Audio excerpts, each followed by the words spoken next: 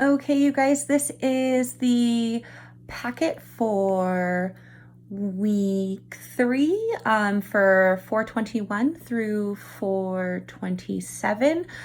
This is the social studies section, who were the voyagers who sailed to Virginia.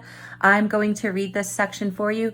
Please feel free to follow along with your packet and then answer the questions at the bottom.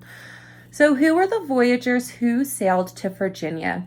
During the 16th and 17th centuries, England began looking at the settlement of colonies in newly discovered North America as a way of fulfilling its desire to obtain and sell more resources and goods to other countries.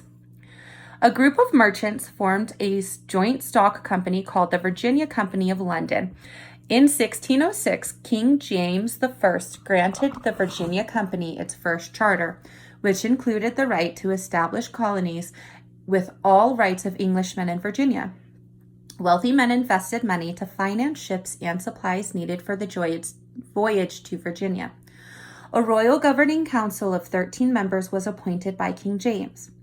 About 1/3 of the settlers were English gentry and had been recruited by some of the financial backers of the enterprise. The other 2/3 of the colonists included ex-soldiers, a minister, a blacksmith, a mason, 2 bricklayers, 4 carpenters, a tailor, a barber, 2 surgeons, unskilled workers, and 4 boys. Captain Christopher Newport, the expedition's most experienced mariner, commanded the largest of 3 ships, the Susan Constant. Bartholomew Gosnold commanded the Godspeed, and John Ratcliffe captained the smallest ship, the Discovery. Also among the crew was another man who would achieve his own recognition on this new land, Captain John Smith. Smith had earned fame on the battlefields of Europe, but feuded constantly with those who were in command of this voyage, and arrived at Jamestown having been restrained as a prisoner while on board the Susan Constant. In addition to strong disagreements, the journey over the ocean was rough. The men suffered through a terrible storm which caused them to lose track of their path for a few days.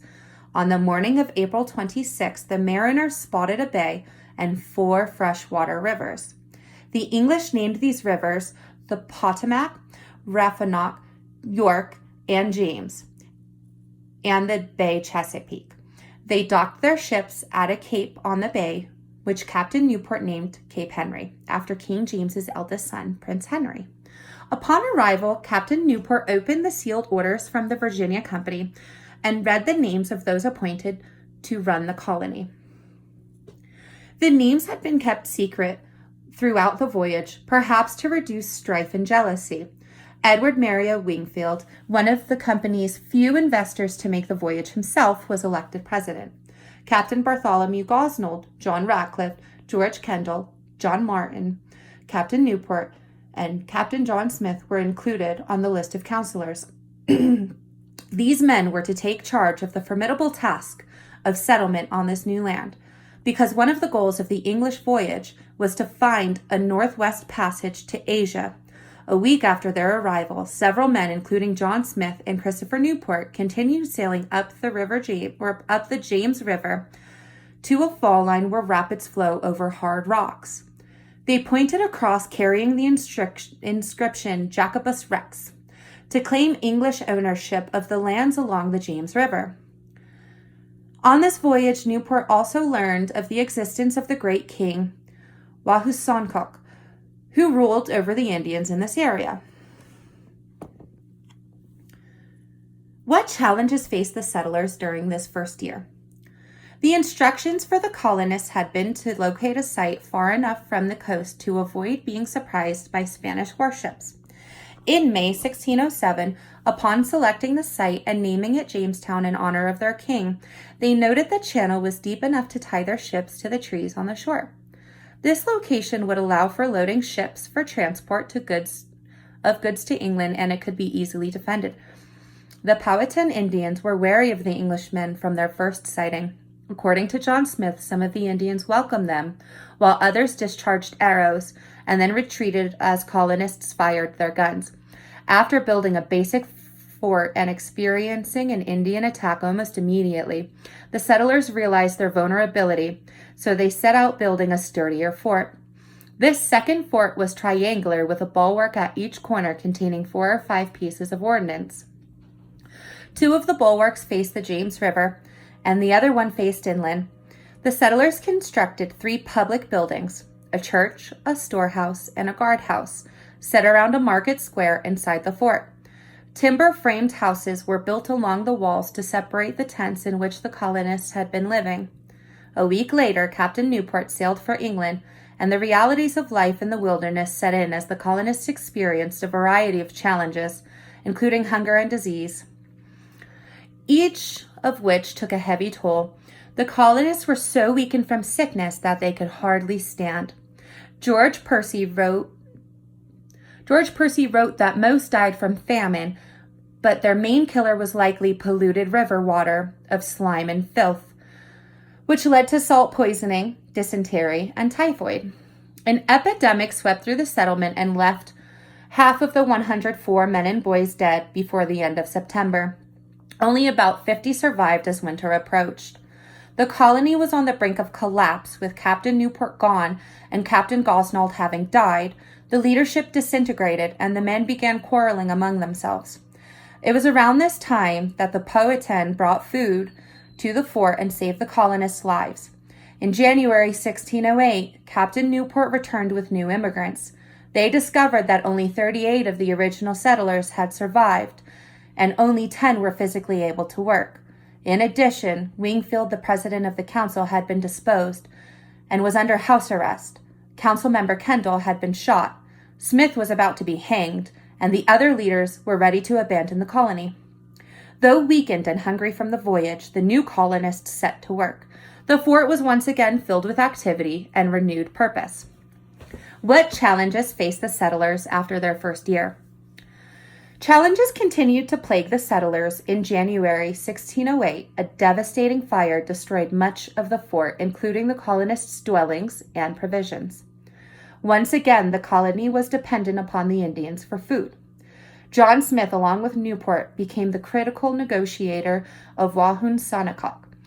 During these negotiations, a 13-year-old boy, Thomas Savage, was presented to the chief, who received him as his son.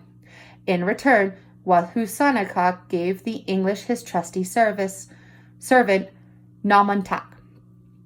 The hope was that these go-betweens would come to understand the language and culture of both groups and would be invaluable in future negotiations. Smith and Newport were given enough corn to last until early spring. By summer of 1608, the fort was rebuilt. John Smith reported that the settlers built a blockhouse and an entrance to the island, experimented with glassmaking, and planted 100 acres of corn. Conditions seemed to improve when Smith became president in September of 1608. Smith ordered laborers and gentlemen to plant crops, build shelters. He was a strict leader, declaring that he will not work, shall not eat. He that will not work shall not eat. He mapped the Chesapeake Bay, trained men in military skills, and dealt effectively with the Indians in trade and political negotiations until his strong-arm tactics angered local tribes. After about a year, he returned to England due to a gunpowder injury. The colony again began to deteriorate. In mid-August 1609, a fleet with 700 new settlers, including women and children, arrived in Virginia. Their flagship, Sea Venture, carrying acting governor Sir Thomas Gates and other new leaders, had wrecked in Bermuda. The colonists arrived, tired and hungry.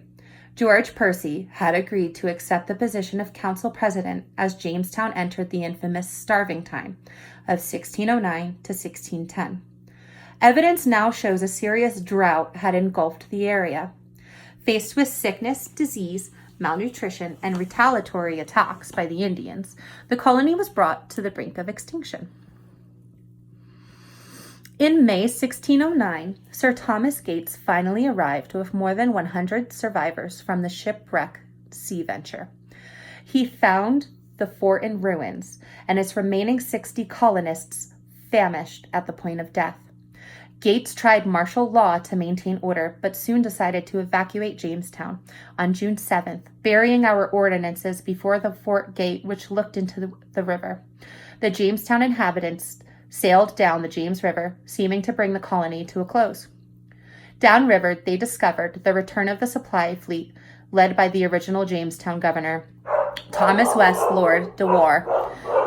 With the new supply of provisions and settlers, the demoralized colonists turned back to their fort, and once again new life was breathed into Jamestown. Lord de la Warr set about rebuilding the colony. He rebuilt the triangular palisade with a market, storehouse, chapel occupying the interior, and new houses that were more like traditional English houses.